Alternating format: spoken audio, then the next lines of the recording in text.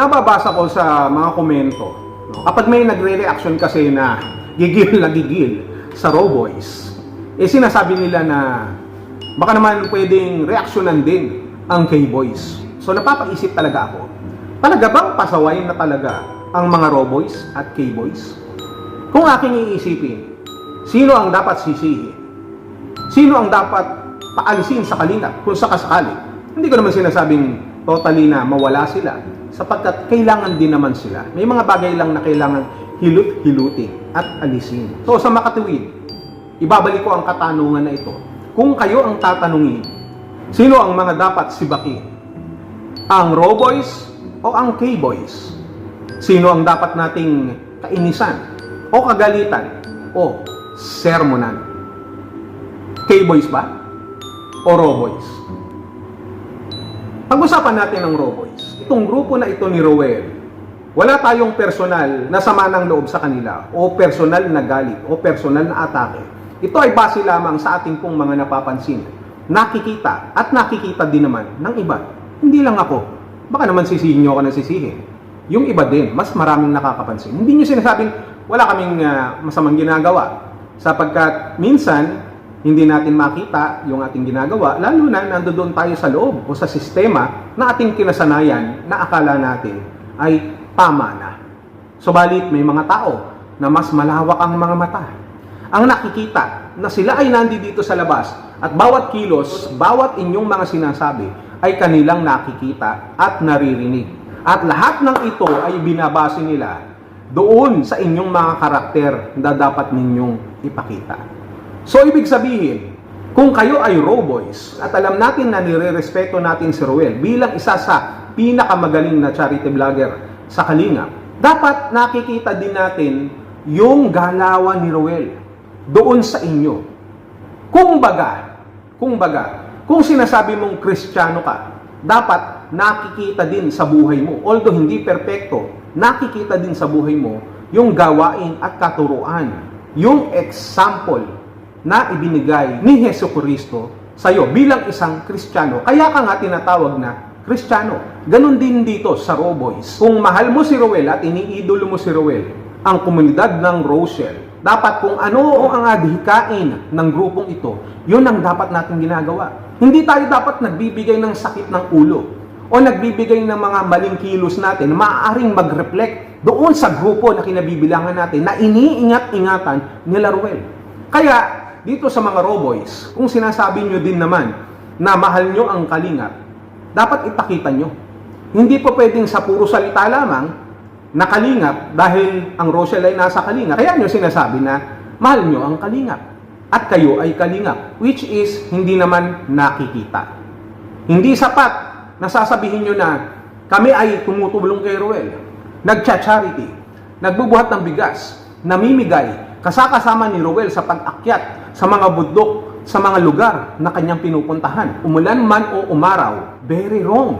Hindi mo dapat sinasabi yan. Hindi nyo dapat sabihin yan, mga Raw Boys, sapagkat natural lamang na gawin nyo yan sapagkat nandoon kayo kay Rowell. Kung hindi nyo gagawin yung mga bagay na yan, anong silbi nyo pa dyan? Bakit kayo natawag na Raw Boys kung yan lang din ang ikakatwiran ninyo? Natural lamang na gawin nyo yan. Dahil dyan kayo. Dahil yan ang inyong responsibilidad. Yun ang totoo.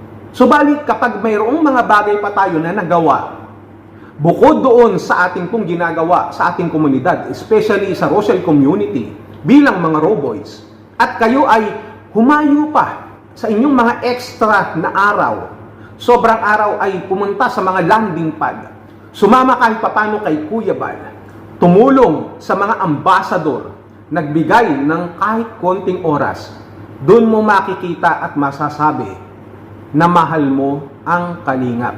At dito makikita na karapat-dapat ka rin naman bilang miyembro ng Raw Boys. Kung hindi nyo naman naiintindihan ang lahat ng aking mga sinasabi, baka pwede na natin palitan ang inyong mga pangalan na hindi na Raw Boys, kung hindi Robust. Alam mo yung Robust? Hoy, alam mo yung Robust? Alam mo yun, di lamang ito pang patigas, kung hindi doon sa mga matitigas ang muka at matitigas na ang puso na hindi na nakakaintindi at hindi na nakakaramdam. Maswerte ka pa kung tatamaan ka sa mga reaksyon ng mga reactors na nagsasabi ng totoo sa inyo. Dahil kung hindi kayo nasasaktan, aba, tignan-tignan nyo na ang inyong sarili. Baka hindi lamang kayo magiging robust, kung hindi maging robot na rin. Di ba? Wala naman akong against sa inyo. Ito ay paalala lamang sa mga bagay kung bakit maraming pumupuna sa inyo, kung bakit marami ang nagtatanong sa inyong mga ginagawa, sapagkat sila ang unang nakakakita. Kung hindi pa magsasalita si Kuya Bal, hindi kayo makakarinig. Hindi sa lahat ng pagkakataon ay kailangan yung may madinig na magsalita para kayo ay makarinig, sapagkat hindi lagi naman ginagamit ang tenga sa lahat ng oras. Minsan, kailangan mo rin gamitin ang iyong konsensya, ang iyong pag-iisip, ang iyong puso. Sabi pa ng komento, kapag binanatan nyo ang O-Boys, dapat tirahin nyo na rin ang K-Boys kasi marami din naman pasaway. Which is, totoo naman. Para naman sa mga K-Boys. Marami din naman tayong mga kaibigan dyan. Kahit papaano. Ito ay sinasabi ko nga na walang personalan. Ang pinapansin lamang natin dito at pinag-uusapan yung kanilang mga ginagawa. Sa K-Boys, alam natin na kailangan din naman nilang mag-charity. Ginawa na rin natin yan noon sa rules na kahit papano, in a week, meron silang kahit papano isang charity, dalawang charity na ipapakita. Na hindi lamang sila umaakto bilang talent sa grupo ni Kalinga Prab, na umaakto bilang staff, bilang driver, kung hindi na ipapakita din dapat nila yung kanilang kapabilidad bilang charity vlogger. Lalo na kung ikaw talaga ay isang charity vlogger. Hindi pa pwedeng charity BTS. Na sinabi ng bawal, no, na wag abusuhin ang pagbi-BTS, ginagawa pa rin natin. Maaaring sa mga K-Boys, ang ginagawa nila ay susunod sila, isang linggo, 2 linggo, at kapag medyo nakalimot na at may nakita silang gumawa ng BTS, ay gagawin na rin nila. Ang katwiran nila, bakit si ganito? Bakit si ganun? Na nagiging basihan para ipagpatuloy nila ang mali. Sapagkat nakikita nila yung kanilang kasamahan na dapat sana na hindi nila gawin, paalalahanan ng kasamahan na wag nang gawin ang pagbi-BTS. Kung hindi, ang ginagawa nila ay gumagaya na rin sila. Yan na ang kalakaran eh. Wag ganun. Bad yun. Kahit sabihin mo pa na nagpaalam ka kay Kalinga Prab at kailangan mo mag-BTS para punan ang iyong pangangailangan dahil sinasabi mong sa pagbi-BTS, nagkakaroon ka ng kita at sa kita na ito ang iyong ipinapantulong. Which is true naman. Pero hindi naman sa lahat ng oras, yun ang ating gagawin. Hindi porket pinayagan ka ni Kalinga Prab 1 beses, 2 beses, gagawin mo na lagi. Sapagkat napakabait ni Kalinga Prab. Hanggat maaari ayaw nilang magsalita ng hindi. Hanggat maaari ayaw nilang tumanggi sapagkat baka nga naman, minsan sumama ang iyong loob.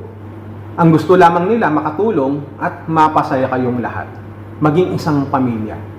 Pero kadalasan, maraming umaabuso sa mga K-Boys. Marami ang nakakalimot. Marami ang nagiging kampante na okay lang yan kay Kalinga Prab. Okay lang yan. Pinayagan naman ako eh. Nagpaalam naman ako eh. Which is, kung alam mo na pinagbabawal, dapat yun ang ating pong sinusunod. Dahil ang tunay na respeto at suporta na ibinibigay mo kay Kalinga Prab, hindi lamang sa pagsama-sama, kung hindi sa pagsunod bilang isang miyembro ng K-Boys, at miyembro ng Kalinga sa pangkalahatan. Huwag nyo nang pasakitin ang ulo ni Kalinga Prab. Pag alam nyo ng bawal, huwag na kayong magpaalam. Ngayon, bakit natin sinasabi ito at pinag-uusapan? Sapagkat ang gusto natin, maipakita natin, yung dapat nating maipakita bilang charity vloggers dito sa komunidad ng Kalingap. Mapa Roboys ka man, mapa K-Boys ka man, mapa BSM Boys ka man. Sapagkat yung ating kinikilos ay nakikita ng iba. At kapag puro kapalpakan ang pinaggagawa natin, sasabihin nila na, yan ang Kalingap kasi. Toxic. Maraming pasaway. Mga hindi naman talaga nagcha-charity. Yung kanilang mga ginagawa ay walang clarity. Kung hindi ang malinaw lamang, yung para sa kanilang mga sarili. Yan ang dapat nating burahin. Huwag sasama ang loob nyo, mga Roboys. Huwag sasama ang loob nyo, mga K-Boys. Sapagkat hindi naman kami galit sa inyo. Pinupuna lamang natin yung mga maling ginagawa ninyo o yung mga nakakalimutan yung gampanan bilang mga tunay at nagmamalasakit sa Kalinga. Ang pinupuna natin dito at gusto nating alasin yung mga maling ginagawa. Hindi mismo kung sino kayo. o ang inyong mga pagkatao. Kung baga, sa magulang, sinasaway tayo ng ating mga magulang, hindi dahil sa galit sila sa atin, kung hindi gusto lamang maitama yung ating pong mga maling ginagawa. At sa pinaka-importanting bagay na dapat po nating matandaan at maging example sa atin na lang relasyon sa ating Panginoon. May mga pagkakataon na tayo ay pinapalo ng Panginoon, hindi dahil sa hindi ka na niya love, na ayaw niya sa'yo. Kaya ka lamang niya pinapalo at nakakaranas ka ng mga pagsubok sa buhay mo na hindi mo naman gusto, ay dahil tinatapik ka niya, sinasabi niya sa'yo na itama mo ang iyong mga ginagawa. Nagagalit siya, hindi sa ating mga pagkatao, hindi sa ating mga personalidad. Kung hindi nagagalit ang ating Panginoon, nadidisappoint siya sapagkat sa ating mga kasalanan. Hindi mismo sa iyo, o hindi sa kasalanan na ginawa mo. Naintindihan ba natin? Ganon din ang sitwasyon natin dito sa Kalingap. Mapa Roboys ka man, mapa K-Boys o BSM Boys, kapag may mali tayo na ginawa, yun ang ating pong pinupuna. Hindi yung mga tao mismo ang gusto nating alisin, kung hindi yung mismong mga bagay na mali, yung kanilang mga kapalpakan, ang gusto nating mawala at maalis sa Kalingap. Yun lang. Bow. Yun.